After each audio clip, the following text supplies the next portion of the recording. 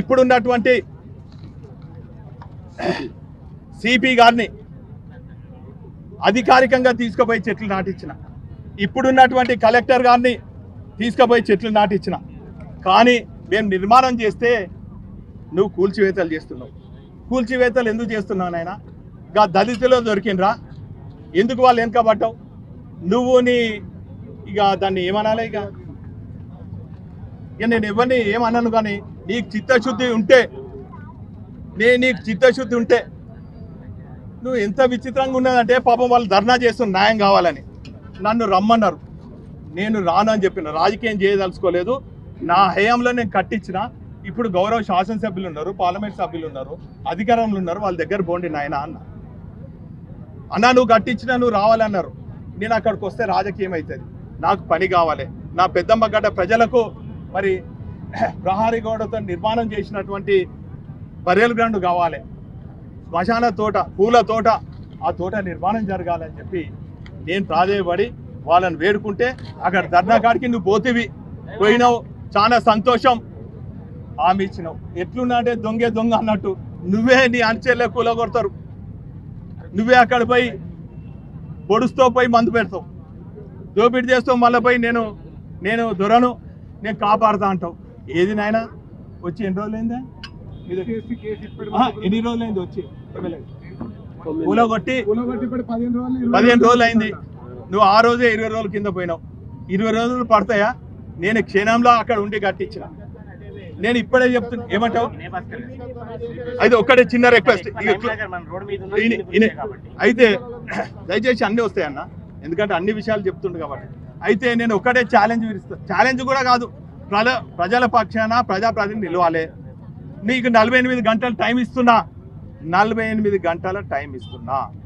నువ్వు అక్కడ కూలగొట్టిన వాళ్ళ పైన SC ST case, atrocities case నమోదు చేయించాలి, నీ పలుకుబడి ఉపయోగించాలి.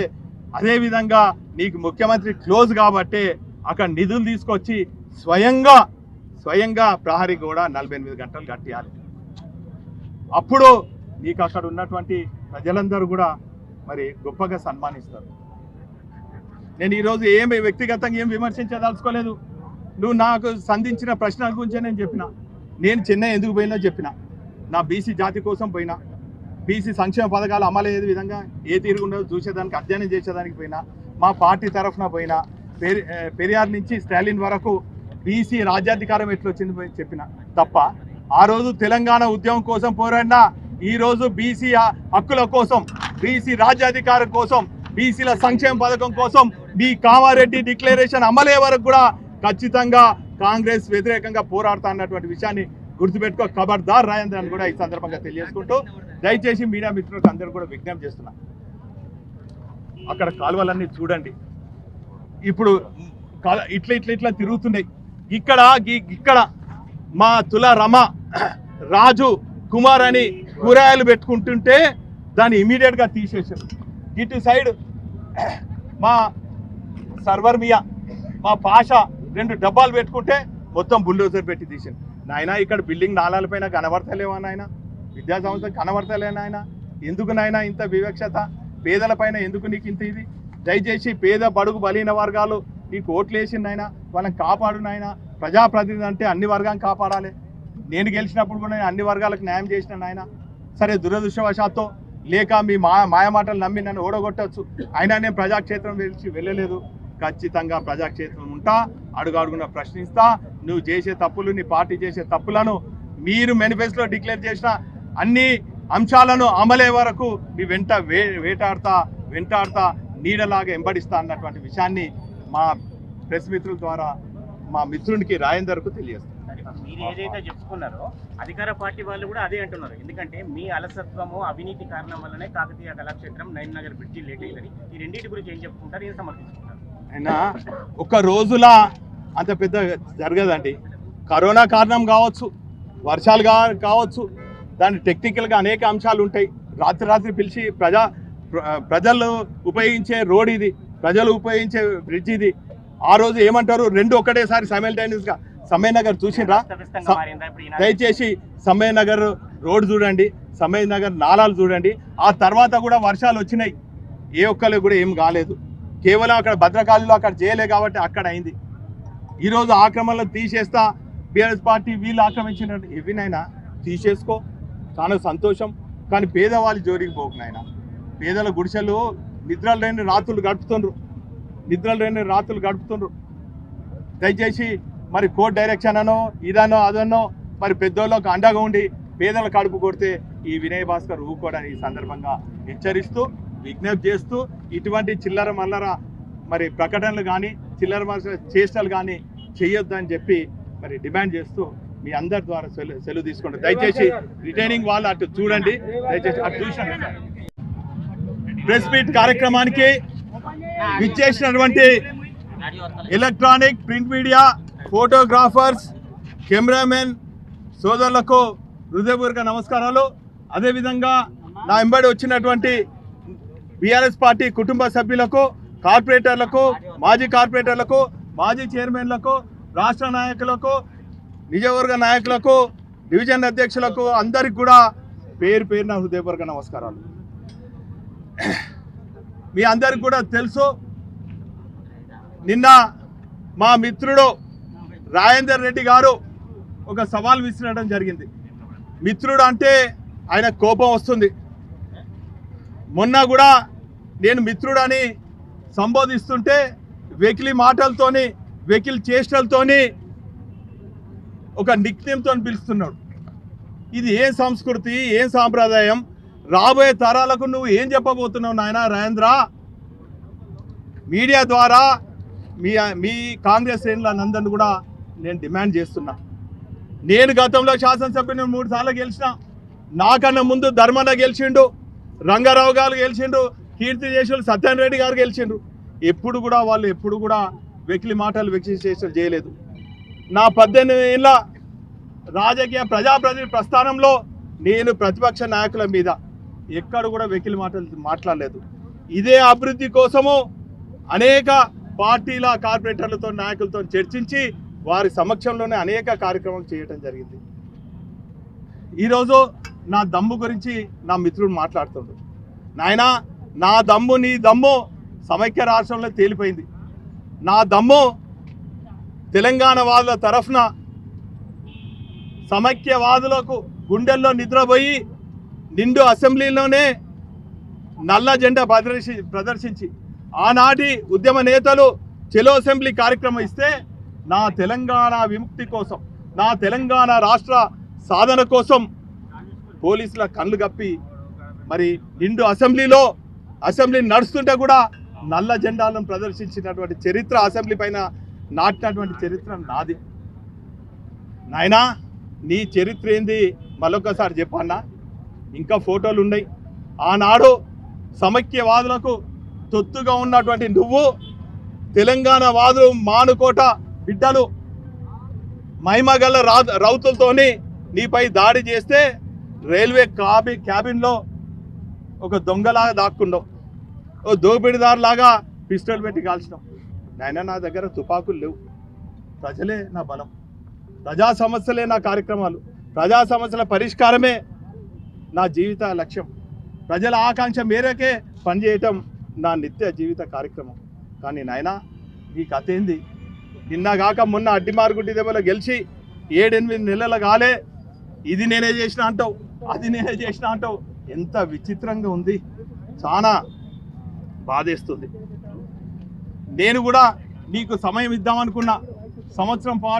2 సంవత్సరాల పాటు నీకు సమయం ఇచ్చి నీ అభివృద్ధి కార్యక్రమాలు ఏంది, నీ నిధులు తెచ్చుడు ఏంది అని చెప్పి నేను మా శ్రేణులందరూ కూడా ఎక్కడ విమర్శించొద్దు అనుకున్నాం, ఎక్కడ నిన్ను ప్రశ్నించొద్దు అనుకున్నాం. గడికి 2 నెలల కోసం నన్ను గెలుపుతున్నాం. నేను వాస్తవాలు ప్రజలకు చెప్పదలుచుకున్నాను. మొన్న కాళోజీ కళాక్షేత్రం గురించి గెలికినావు, దాని చరిత్ర ఏందో చెప్పిన. నిన్న ఇక్కడికి వచ్చినావు, నైమ్నగర్ నాలా గురించి, నైమ్నగర్ బ్రిడ్జ్ గురించి మాట్లాడినావు. నీకు ఈ చరిత్ర తెలుసా నాయన? 2020 ఆగస్టులో దేశంలో ఎక్కడ కురవని వర్షపాతం ఈ నగరంలో కురిసింది. దేశంలో అంత పెద్ద వర్షపాతం కురవటం దేశంలోనే మొదటిసారి. శాస్త్రవేత్తలు చెప్పినట్టు 275 మిల్లీమీటర్స్ వర్షం కురిసింది. 27.5 సెంటీమీటర్ల వర్షపాతం ఈ నగరాన్ని కుదిపేసింది. ఆ క్రమంలో నేను ఒక ప్రజాప్రతినిధిగా ఉన్నప్పుడు ప్రజలను ఆదుకోవాలి అని చెప్పి వరదలు వచ్చినప్పటికి కూడా నేను వరద బాధితుల ప్రాంతాలలో కూడా అంతా తిరిగి ఒక నివేదిక ఆనాటి ముఖ్యమంత్రి కేసీఆర్ గారికి, ఆనాటి మున్సిపల్ శాఖ మంత్రివర్యులు కేటీ రామారావు గారికి సమర్పించడం జరిగింది. సమర్పించుడే కాదు, ఆయన స్వయంగా ఈ వరద ప్రాంతాలకు తీసుకురావడం జరిగింది.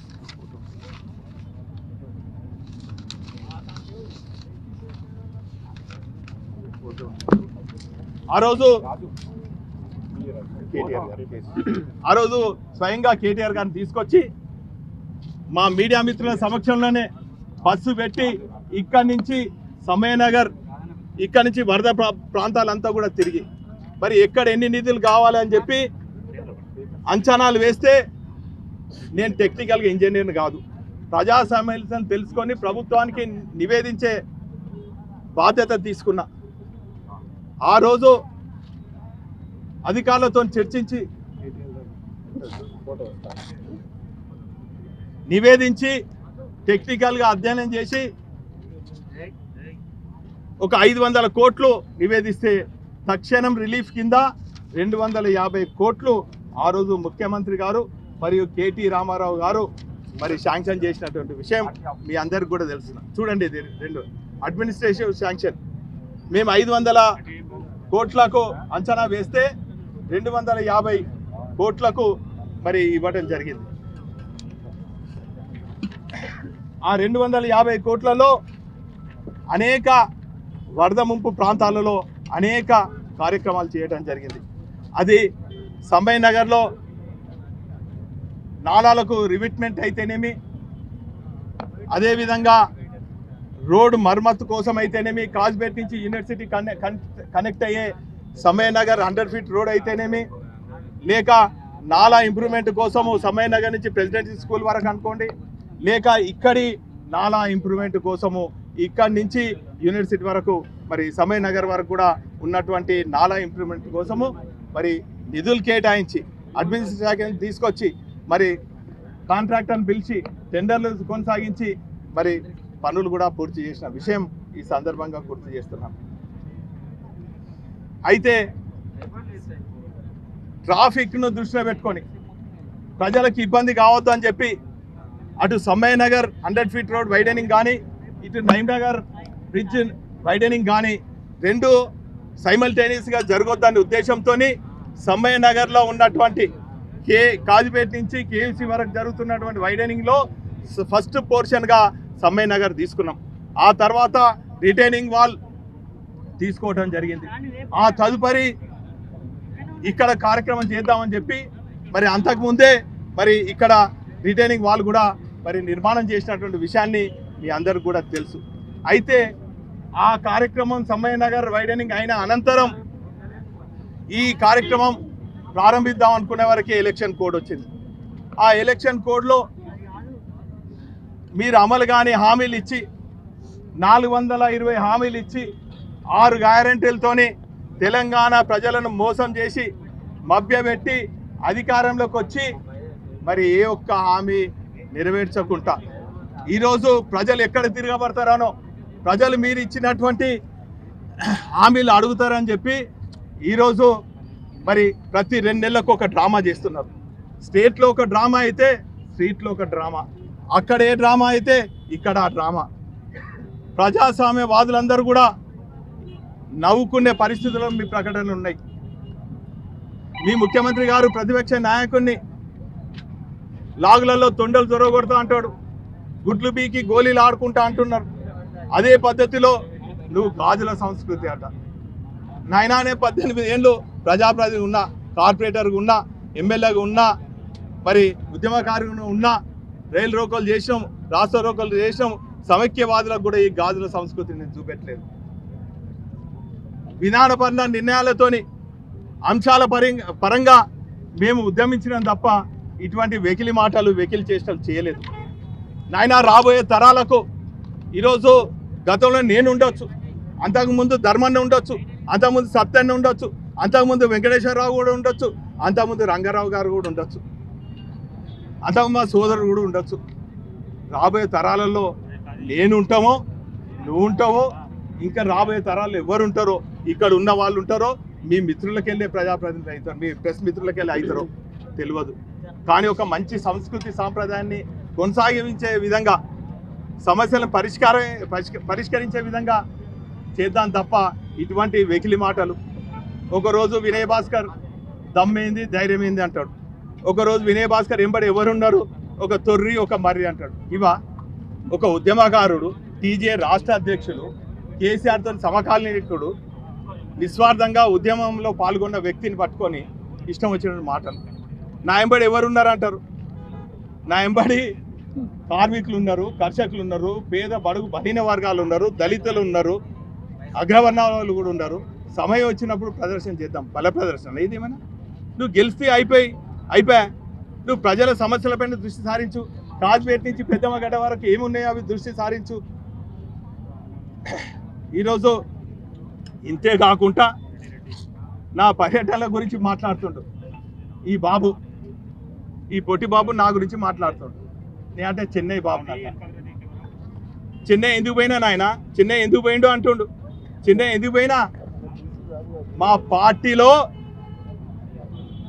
ఒక ప్రతినిధి బృందంగా పొరుగు రాష్ట్రంలో పెరియార్ నుంచి స్టాలిన్ వరకు బీసీలకు రాజ్యాధికారం ఎట్లొచ్చింది, అక్కడ బీసీల స్థితిగతులు ఎట్లున్నాయి, బీసీ విద్యార్థులకు ఏం పథకాలు ఉన్నాయి, బీసీ రిజర్వేషన్లు ఎట్లున్నాయి. మీరే అంటారు కదా నాయన, కామారెడ్డి డిక్లరేషన్లో 42% మరి స్థానిక సంస్థలు ఉంటాయి, కులగణనలు చేస్తామన్నారు కదా, ఎటుపోయింది నీ కులగణన? దానికోసమే కులగణన ఎట్లా చేయించాలా, మీ మెడలు ఎట్లా ఉంచాలని చెప్పి నా బీసీ జాతి కోసం పోతే ఏలని చేసి మాట్లాడతావా? నేను అన్నానా? నేను నా 18 ఏళ్ళ ప్రజాప్రతినిధిలో హైదరాబాద్ తప్ప ఎక్కడికి పోలేదు, నీలాగా విదేశ పర్యటనలు చేయలేదు. ఓ నైనా 8 నెలల్లో 4 సార్లు ఢిల్లీ పోతావు, నీ అధిష్టానం కలిసిందని అనుకున్నాం. ఇక్కడ దోసుకున్న పైసలు దాచుకుంటానికి ఓసారి అమెరికా పోతావు, ఓసారి ఆస్ట్రేలియా పోతావు. ఇక్కడ సమస్యలు వాళ్ళు చెప్పుకుంటానికి పోతే నాకు ఫ్లైట్ టైం అయింది పోతా అంటావు. పేదోళ్ళు గుడిసెలు కూలుతున్నాయంటే నేను ఫోన్ చేసి చెప్తా పో అంటారు. అరే కూలగొడుతుండ్రు అంటే ఏం కాదు, ఇంత కూలగొడతా అంటావు. నాయన ఈరోజు చెప్తున్నా, ఖబర్దార్ బిడ్డ, ఏ పేద గుడిసెను కూల్చినా కూడా నీ గుండెలు నిద్రపోతావు, మీ ప్రభుత్వ అధికారుల గుండెలు నిద్రపోతావు అని కూడా సందర్భంగా తెలియజేస్తాం. అంత ఆశామాష అనుకుంటున్నావా? పేదలకు 40 ఏళ్ల క్రితము ఈ నగరంలో కమ్యూనిస్ట్ వాళ్ళు, సిపిఎం నాయకులతో పాటు మేము గుడిసెలు వేయిస్తే వాళ్ళకు అతి గతి. మీ పాలన లేదు, టీడీపీ పాలన లేదు. తెలంగాణ రాష్ట్ర ప్రభుత్వం వచ్చిన తర్వాత 100 మందికి గుడిసెవాసులకు పట్టాలు ఇప్పించినటువంటి చరిత్ర నాది, నిర్మాణం చేసినటువంటి చరిత్ర నాది, వాళ్ళకు కమ్యూనిటీ హాల్ కట్టించిన చరిత్ర నాది, వాళ్ళని చదివించిన చరిత్ర నాది. వాళ్ళ కుటుంబాల్లో ఉన్నటువంటి పరిస్థితులను అధ్యయనం చేసి వారికి అండగా నిలబడ్డటువంటి చరిత్ర నాది. నా చరిత్ర గురించి మాట్లాడతావా? నా దమ్ము ధైర్యము చూడాలనుకుంటే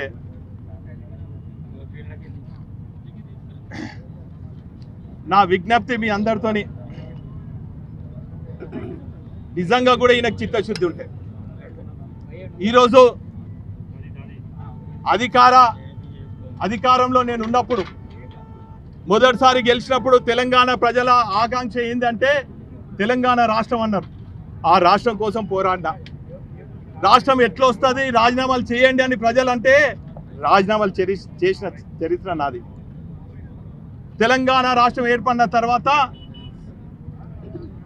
ఉద్యమ సమయంలో ఉద్యమకారులను, ప్రభుత్వం వచ్చిన తర్వాత ఉద్యమకారులను కాపాడిన బాధ్యత నాది. నా ఉద్యమకారుల కుటుంబాల స్థితిగతులు తెలుసుకొని అన్ని రకాలుగా ఆర్థిక సాయం చేసిన చరిత్ర నాది, అభివృద్ధి చేసిన చరిత్ర నాది. 15 ఏళ్ళలో 1500 కోట్లు తెచ్చి 1000 కోట్లు తీసుకొచ్చిన. నాయనా నీ సంవత్సరం కాలంలో ఒక 1000 కోట్లు తీసుకొచ్చినవా? తీసుకురాలే. 500 కోట్లు తెచ్చినవా? తేలేదు. 100 కోట్లు తెచ్చినవా? అది తేలేదు. పైపెచ్చు మేం చేసిన వాటిని ఎలక్షన్ కోడ్ కారణంగానో ఇతరత్ర కారణాలతోనో పనులు పెండింగ్ పెడితే ఈరోజు కొబ్బరికాయలు కొట్టుకుంటా అక్కడున్న శిలాపాలకాలు పలగొట్టుకుంటా మా కార్యకర్తలపైన అక్రమ కేసులు పెట్టుకుంటా ధైర్యం చేసుకుంటూ ఈరోజు దౌర్జన్యం చేసుకుంటా గుండాగిరికి చేస్తున్నాం. అయినా మేము సహనంతో ఓపికపడుతున్నాం. మా మౌనం మా సహనం గోడకేసిన తుపాకీ లాంటిది, వేలాడే తుపాకీ లాంటిది. మమ్మల్ని పరీక్షించక రాజేంద్ర, దయచేసి సమైక్యవాదులకు ఎదురు తిరిగినటువంటి చరిత్ర మాది. ప్రజల ఆకాంక్ష మేరకు పనిచేసినటువంటి చరిత్ర మాది. నేను పదవి ఉన్నాన్ని పొంగిపోలేదు, పదవి లేదని కుంగిపోలేదు. నేను ఇంట్లో కూర్చోలేదు, ఇంకెటేటో పోయి ఏవో కార్యక్రమాలు చేయలేదు. నేను ఖచ్చితంగా ప్రజాక్షేత్రంలో ఉంటా, ప్రజా సమస్యలు పట్టించుకుంటా, ప్రజల పక్షాన పోరాడతా. కాబట్టి మీడియా మిత్రులందరూ కూడా విజ్ఞప్తి చేస్తున్నా, మీ ద్వారా విజ్ఞప్తి చేస్తున్నా, ఈరోజు బీసీలను కించపరిచే విధంగా చెన్నై బాబు అన్నుడో చెన్నై కోసము నిన్ను అడిగినా, నువ్వు ఢిల్లీ ఎందుకు పోయినావన్నా? నువ్వు ఏదైనా మీ పార్టీ పంపించిందా, లేక ఈ ప్రభుత్వం నిన్ను అమెరికా పంపించిందా, ఆస్ట్రేలియా పంపించిందా? ఏ బృందంలో నువ్వు పోయినావు? దేనికోసం పోయినావు? ఏ బంధువులతో పోయినావు? ఏ మిత్రులతో పోయినావు? ఆస్ట్రేలియా నుంచి నాకు ఫోన్ రావా? అమెరికా నుంచి రాలేదా? ఏమేం చేసినావు? ఇక్కడి నుంచి దోసుకున్న పైసలు, సెటిల్మెంట్ పైసలు ఎక్కడ దాచుకున్నావు, ఎవరి ద్వారా దాచుకున్నావు తెలియదా? నేను నోరు తెరవద్దు అనుకున్నా, అయినా కూడా నా నోరు తెరిపిస్తున్నావు. నీ చరిత్రను ప్రజలకు చెప్పే విధంగా చేస్తున్నావు. ఖబర్దార్ రాజేంద్ర అని కూడా ఈ సందర్భంగా తెలియజేస్తున్నావు. చివరిగా నువ్వు ఇంత అభివృద్ధి చేసినావు అంటున్నావు కదా, ఇంత పెద్ద మేస్త్రి అంటున్నావు కదా, ఇదట మీరు రండి దయచేసి ఇక్కడి నుంచి అక్కడ దాకాట 4 నెలల్లో కట్టిండట, కొబ్బరికాయ కొట్టిండట. దయచేసి నేను విజ్ఞప్తి చేస్తున్నా, నేను నీకు ఒకటి పరీక్ష నేను పెడతలేను నాయన. మా పెద్దమ్మ గడ్డోళ్ళు అడగమన్నారు, నా పెద్దమ్మ గడ్డోళ్ళు అడగమని చెప్పిండ్రు. దయచేసి నా పెద్దమ్మ గడ్డోళ్ళు అడగమంటే నేను అడుగుతున్నా. ఆ పెద్దమ్మ గడ్డోళ్ళు నీకే ఓట్లేసిండ్రు. పెద్దమ్మ పుట్టినవాడు గిట్టగా తప్పదు, ఎవరేమైనా పోయేది. పోయేటప్పుడు ఉందాగా దాన సంస్కారాలు, మరి చనిపోయిన బంధుమిత్రుల అక్కడికి వస్తున్నటువంటి ప్రదేశంలో ఎవరు కూడా ఇబ్బంది పడవద్దు, ఎంతో దుఃఖ సాగరాలు ఉంటాయని చెప్పి అన్ని శ్మశాన వాటికలు అభివృద్ధి చేసే క్రమంలో నీకు కనబడతలేదా? ఇక్కడ వాజ్పేయి కాలనీ పక్కన చేసినటువంటి శ్మశాన వాటిక ఈరోజు ఇక నా పెద్దమ్మ గడ్డ ప్రజలు అడుగుతుండ్రు. నేను పెద్దమ్మ గడ్డ శ్మశాన వాటికకు అధికారంలో ఉన్నప్పుడు ఇప్పుడున్నటువంటి సిపి గారిని అధికారికంగా తీసుకుపోయి చెట్లు నాటించిన, ఇప్పుడున్నటువంటి కలెక్టర్ గారిని తీసుకుపోయి చెట్లు నాటించిన. కానీ మేము నిర్మాణం చేస్తే నువ్వు కూల్చివేతలు చేస్తున్నావు. కూల్చివేతలు ఎందుకు చేస్తున్నావు నాయన? గా దళితులు దొరికినరా? ఎందుకు వాళ్ళు వెనకబడ్డావు? నువ్వు నీ ఇక దాన్ని ఏమనాలి? ఇక నేను ఎవరిని ఏమన్నాను, కానీ నీకు చిత్తశుద్ధి ఉంటే నువ్వు ఎంత విచిత్రంగా ఉన్నదంటే, పాపం వాళ్ళు ధర్నా చేస్తున్న న్యాయం కావాలని నన్ను రమ్మన్నారు. నేను రాను అని చెప్పిన, రాజకీయం చేయదలుచుకోలేదు. నా హయాంలో నేను కట్టించిన. ఇప్పుడు గౌరవ శాసనసభ్యులు ఉన్నారు, పార్లమెంట్ సభ్యులు ఉన్నారు, అధికారంలో ఉన్నారు, వాళ్ళ దగ్గర పోండి నాయన అన్నా నువ్వు కట్టించినా నువ్వు రావాలన్నారు. నేను అక్కడికి వస్తే రాజకీయం అవుతుంది, నాకు పని కావాలి. నా పెద్దమ్మ గడ్డ ప్రజలకు మరి ప్రహారీ గోడతో నిర్మాణం చేసినటువంటి బరియల్ గ్రౌండ్ కావాలి, శ్మశాన తోట, పూల తోట, ఆ తోట నిర్మాణం జరగాలని చెప్పి నేను ప్రాధేయపడి వాళ్ళని వేడుకుంటే అక్కడ ధర్నా కాడికి నువ్వు పోయినావు. చాలా సంతోషం. హామీ ఇచ్చినావు. ఎట్లున్నా అంటే దొంగ అన్నట్టు నువ్వే నీ అంచెల్లో కూలగొడతారు. నువ్వే అక్కడ పోయి పొడుస్తూ పోయి మందు పెడతావు, దోపిడీ చేస్తావు. మళ్ళీ పోయి నేను దొరను, నేను కాపాడుతా అంటావు. ఏది నాయన వచ్చి ఎన్ని రోజులైందా? ఎన్ని రోజులైంది వచ్చి? కూలగొట్టి 15 రోజులు అయింది. నువ్వు ఆ రోజే 20 రోజుల కింద పోయినావు. 20 రోజులు పడతాయా? నేను క్షణంలో అక్కడ ఉండి కట్టించిన. నేను ఇప్పుడే చెప్తున్నా, ఏమంటావు? అయితే ఒక్కటే చిన్న రిక్వెస్ట్, అయితే దయచేసి అన్నీ వస్తాయన్న, ఎందుకంటే అన్ని విషయాలు చెప్తుండు కాబట్టి అయితే నేను ఒకటే ఛాలెంజ్ విరుస్తాను. ఛాలెంజ్ కూడా కాదు, ప్రజల పక్షాన ప్రజాప్రతినిధి నిలవాలి. నీకు 48 గంటల టైం ఇస్తున్నా, 48 గంటల టైం ఇస్తున్నా. నువ్వు అక్కడ కూలగొట్టిన వాళ్ళ పైన SC ST case, atrocities case నమోదు చేయించాలి, నీ పలుకుబడి ఉపయోగించాలి. అదేవిధంగా నీకు ముఖ్యమంత్రి క్లోజ్ కాబట్టి అక్కడ నిధులు తీసుకొచ్చి స్వయంగా ప్రహరీ కూడా 48 గంటలు కట్టియాలి. అప్పుడు నీకు అక్కడ ఉన్నటువంటి ప్రజలందరూ కూడా మరి గొప్పగా సన్మానిస్తారు. నేను ఈరోజు ఏమి వ్యక్తిగతంగా ఏం విమర్శించదలుచుకోలేదు. నువ్వు నాకు సంధించిన ప్రశ్నల గురించే నేను చెప్పిన. నేను చెన్నై ఎందుకు పోయినా చెప్పిన. నా బీసీ జాతి కోసం పోయినా, బీసీ సంక్షేమ పథకాలు అమలు అయ్యే విధంగా ఏ తీరుగుండో చూసేదానికి, అధ్యయనం చేసేదానికి పోయినా, మా పార్టీ తరఫున పోయినా, పెరియార్ నుంచి స్టాలిన్ వరకు బీసీ రాజ్యాధికారం ఎట్లొచ్చింది పోయి చెప్పిన తప్ప, ఆ రోజు తెలంగాణ ఉద్యమం కోసం పోరాడినా, ఈరోజు బీసీ హక్కుల కోసం, బీసీ రాజ్యాధికారం కోసం, బీసీల సంక్షేమ పథకం కోసం మీ కామారెడ్డి డిక్లరేషన్ అమలయ్యే వరకు కూడా ఖచ్చితంగా కాంగ్రెస్ వ్యతిరేకంగా పోరాడుతా అన్నటువంటి విషయాన్ని గుర్తుపెట్టుకో. ఖబర్దార్ రాజేంద్ర అని కూడా ఈ సందర్భంగా తెలియజేసుకుంటూ, దయచేసి మీడియా మిత్రులకు అందరూ కూడా విజ్ఞప్తి చేస్తున్నా, అక్కడ కాలువలన్నీ చూడండి. ఇప్పుడు ఇట్లా తిరుగుతున్నాయి. ఇక్కడ మా తుల రమ, రాజు, కుమార్ అని కూరగాయలు పెట్టుకుంటుంటే దాన్ని ఇమీడియట్గా తీసేసారు. ఇటు సైడ్ మా సర్వర్ మియా, మా పాషా 2 డబ్బాలు పెట్టుకుంటే మొత్తం బుల్డోజర్ పెట్టి తీసాను. నాయన ఇక్కడ బిల్డింగ్ నాలాలపైన కనబడతలేవా నాయన? విద్యా సంస్థ కనబడతలే నాయన? ఎందుకు నాయన ఇంత వివక్షత? పేదల పైన ఎందుకు నీకు ఇంత ఇది? దయచేసి పేద బడుగు బలహీన వర్గాలు నీకు ఓట్లు వేసిన నాయన, వాళ్ళని కాపాడు నాయన. ప్రజాప్రతినిధి అంటే అన్ని వర్గాలను కాపాడాలి. నేను గెలిచినప్పుడు కూడా నేను అన్ని వర్గాలకు న్యాయం చేసిన నాయన. సరే, దురదృష్టవశాత్తు లేక మీ మాయమాటలు నమ్మి నన్ను ఓడగొట్టవచ్చు, అయినా నేను ప్రజాక్షేత్రం వెళ్ళలేదు. ఖచ్చితంగా ప్రజాక్షేత్రం ఉంటా, అడుగడుగున ప్రశ్నిస్తా. నువ్వు చేసే తప్పులు, నీ పార్టీ చేసే తప్పులను, మీరు మేనిఫెస్టోలో డిక్లేర్ చేసిన అన్ని అంశాలను అమలే వరకు మీ వెంట వెంటాడుతా నీడలాగా వెంబడిస్తా అన్నటువంటి విషయాన్ని మా ప్రెస్ మిత్రుల ద్వారా మా మిత్రునికి రాజేందర్కు తెలియజేస్తాను. మీరు ఏదైతే చెప్పుకున్నారో అధికార పార్టీ వాళ్ళు కూడా అదే అంటున్నారు. ఎందుకంటే మీ అలసత్వము, అవినీతి కారణం వల్లనే కాకతీయ కళాక్షేత్రం, నైన్ నగర్ బ్రిడ్జి లేట్ అయ్యిందని. ఈ రెండింటి గురించి ఏం చెప్పుకుంటారు, ఏం సమర్థించుకుంటారు? అయినా ఒక రోజులా అంత పెద్ద జరగదండి. కరోనా కారణం కావచ్చు, వర్షాలు కావచ్చు, దాని టెక్నికల్గా అనేక అంశాలు ఉంటాయి. రాత్రి పిలిచి ప్రజలు ఉపయోగించే రోడ్ ఇది, ప్రజలు ఉపయోగించే బ్రిడ్జ్ ఇది. ఆ రోజు ఏమంటారు, 2 ఒకటేసారి సైమల్టేనియస్గా. సమయ నగర్ చూసిండ్రా? దయచేసి సమయ నగర్ రోడ్ చూడండి, సమయ నగర్ నాలాలు చూడండి. ఆ తర్వాత కూడా వర్షాలు వచ్చినాయి, ఏ ఒక్కరికి కూడా ఏం కాలేదు. కేవలం అక్కడ భద్రకాళిలో అక్కడ చేయలే కాబట్టి అక్కడ అయింది. ఈరోజు ఆక్రమణలు తీసేస్తా, బీఆర్ఎస్ పార్టీ వీళ్ళు ఆక్రమించినట్టు ఎవరినైనా తీసేసుకో, చాలా సంతోషం. కానీ పేదవాళ్ళు జోలికి పోకు నాయన. పేదల గుడిసెలు నిద్రలు లేని రాత్రులు గడుపుతుండ్రు.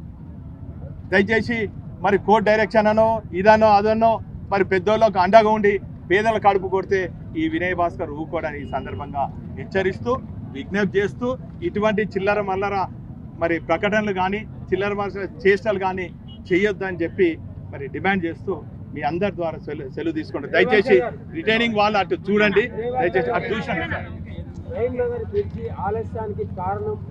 చెప్పిన అన్ని ఆరోపణలు చేస్తూ ఆధారాలతో సహా చూపించింది నాయన రేవంత్ రెడ్డి స్థానిక ఎమ్మెల్యే.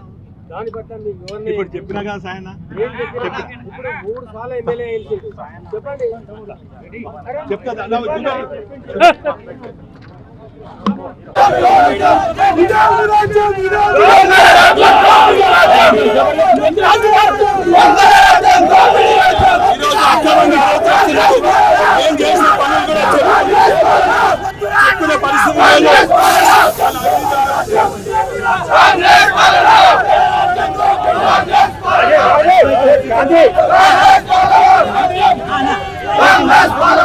ఇటువంటి గుండాగిరికి భయపడేతరం కాదు, కాంగ్రెస్ గుండాలకు భయపడం, ప్రజల పక్షాన పోరాడతాం.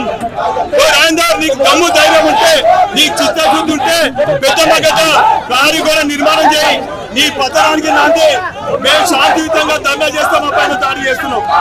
అరే ఈద్గా దగ్గర మసీదు కొల్లిపోతుంది, ఈ చిత్తశుద్ధి ఉంటే